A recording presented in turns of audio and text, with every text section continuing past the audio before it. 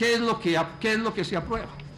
Lo que se aprueba es que se va a coger una plata importante de recursos públicos, que ya repito va por del orden de los 430.000 millones de pesos, para prestarla en condiciones de tasa de interés subsidiada. De eso se trata, digamos, la base del asunto. Hasta allí, digamos, que puede ser una cosa razonable, que el Estado subsidie a unas personas para que esas personas atiendan labores productivas y les subsidian la tasa de interés. Ese es, digamos, el asunto. Los montos son más o menos estos. Al final, el total de los créditos son 463.000 millones, con FAG, ojo a la palabreja FAG, porque la vamos a referir todo el tiempo a ella, son unos 438.000 millones, estamos hablando de unos 2.100 créditos en números redondos. Voy a simplificar los números para ganar tiempo. En flores 270.000 millones, en bananos 128.000, acuicultura 39.000, frutales 127 millones, platas grandes. Bueno, eso es lo que se acuerda hacer. Lo primero que hay que resaltar de la operación es que los créditos se van a entregar en un grado de concentración como el de agroingreso seguro, o sea, a muy poquitos mucha plata y a muchos muy poca plata, en general a los bananeros y plataneros. Demos una cifra. Aquí hubo también, lo que pasa es que no me quiero enredar mucho en esto, hubo recursos propios de los bancos muy poquito y la plata principal la pone el Estado. Y los bancos se ganaban el subsidio, digamos, se lo ganaban los bancos y había recursos de los bancos y recursos del Estado. La mayoría de la plata es de recursos del Estado. Me voy a referir solo a ellos para no enredar el asunto. De esos recursos del Estado son unos 1.100 créditos, en donde, perdón, 1.100 créditos, o sea, el 88%. Son créditos pequeños para gente con activos de menos de 5 millones de pesos y son el 2% de la plata. Mientras que 59 créditos con gente con activos de más de 50.000 millones de pesos son el 85% del crédito y el 81% del total de los subsidios. No quiero aburrirlos con muchas cifras, simplemente insistir en que el grueso de la plata se le da a poderosísimos empresarios. En varios casos transnacionales. Primer cosa que quiero dejar sentada, una lógica plutocrática que ha sido muy propia pues del libre comercio y del neoliberalismo, que es la política del gobierno anterior y yo creo que es la política del actual gobierno.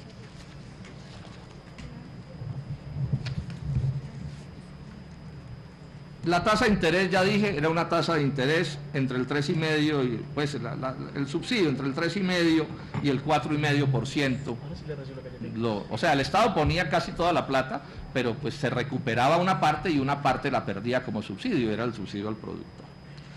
Hasta el 25 de octubre de 2010, la plata de los subsidios, o sea, la plata que ha regalado el Estado colombiano a estos deudores, son 27.000 millones de pesos en números redondos, o sea que ya hay un subsidio importante como parte de la política. ¿Cuáles actividades se financiaban? ¿Qué es la determinación que se toma en la Comisión Nacional de Crédito Público? En primer término establecen capital para empresas, capital de trabajo, nueva inversión, cosas que son razonables, pero llama la atención mucho una cosa: para pagar pasivos financieros también se utilizan estos recursos. Entonces aquí ya llama la atención qué es lo que sucede con esta operación, y estamos hablando de más de 28.000 millones de pesos. Es que bancos comerciales sustituyen deudas que tenían con estos personajes, seguramente en riesgo, las sustituyen por las líneas del gobierno nacional, o sea, se siguen ganando, digamos, su comisión como banqueros, pero ya la plata que está en riesgo no es la de esos bancos privados, sino que es la plata del Estado colombiano que está siendo aportada. Es obvio que esta operación no se ha debido permitir por parte de la Comisión Nacional de Crédito Público, si se supone estaba preocupada por la suerte de los recursos públicos, porque es permitirle a los banqueros privados que cojan cartera mala y se la endosen al gobierno nacional mientras ellos se quedan con la cartera buena. La norma decía originalmente que el tope era de 5.000 millones de pesos. Máximo crédito. Bueno, en algún momento esta comisión de la que ya mencioné quiénes son los personajes, liberaron el tope ya era alto, 5.000, sin embargo lo abrieron a cualquier suma, cosa que los banqueros también saben que es una cosa de meditar con cuidado cuando estamos hablando de un sector en los aprietos del que estamos hablando. Lo normal en estos créditos del Estado, que casi todos son tramitados a través de Finagro, es que el deudor o quien va a hacer el crédito se comprometa con sus recursos a pagar el 20% de la inversión, por lo menos el 20%, y el Estado lo patrocine, digamos, con el 80%. ¿Esto para qué? Pues para buscar que haya algún tipo de riesgo compartido. Bueno, en esta política deciden financiar el 100% de los recursos de los que estamos hablando.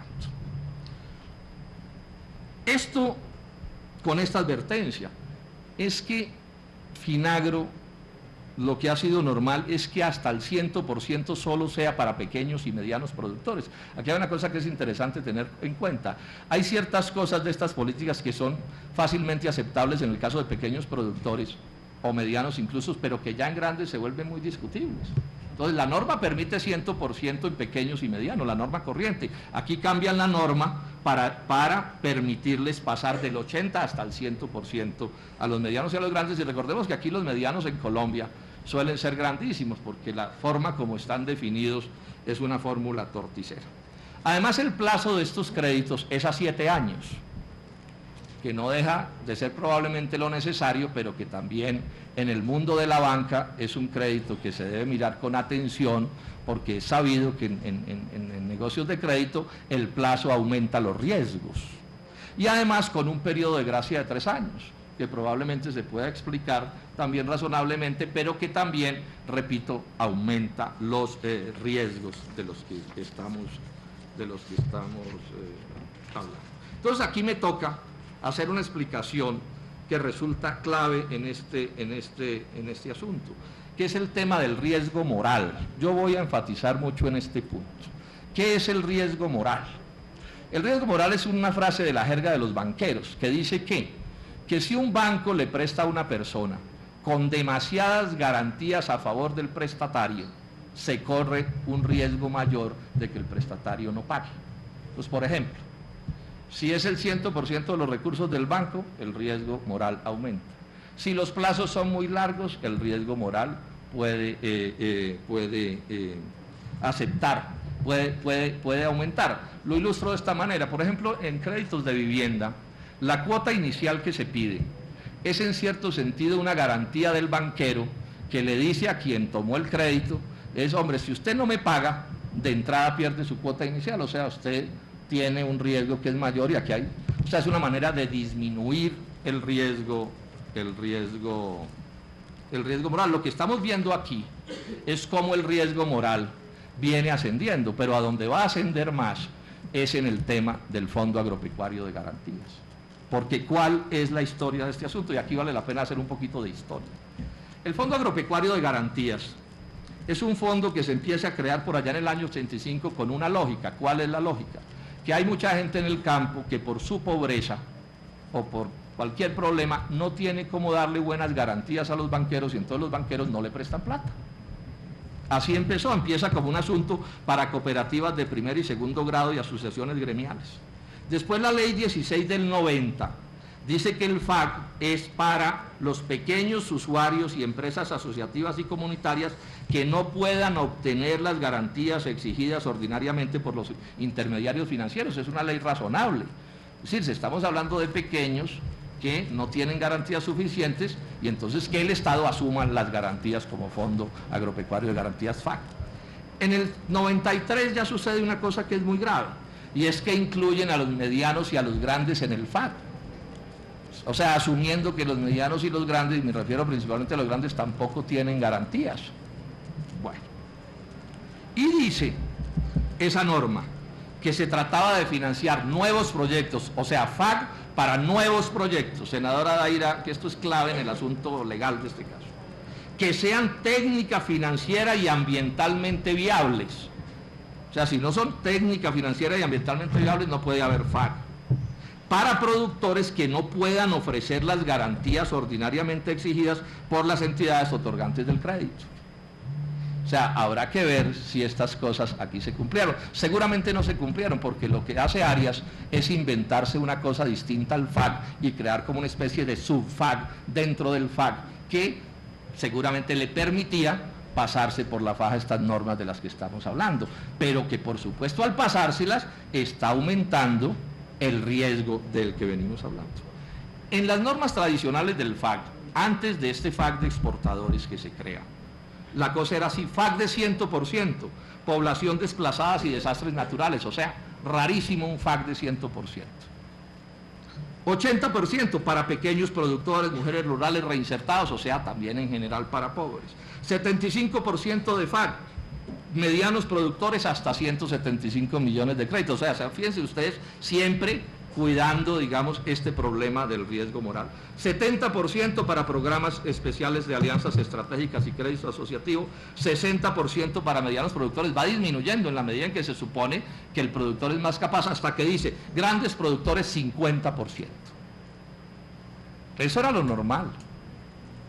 ¿Qué decisión toma esta Comisión Nacional de Crédito Público, encabezada por el doctor Arias? FAC de 100%. ¿Qué quiere decir FAC de 100%? Que si no paga el deudor, paga el Estado colombiano. O sea, la felicidad de los banqueros.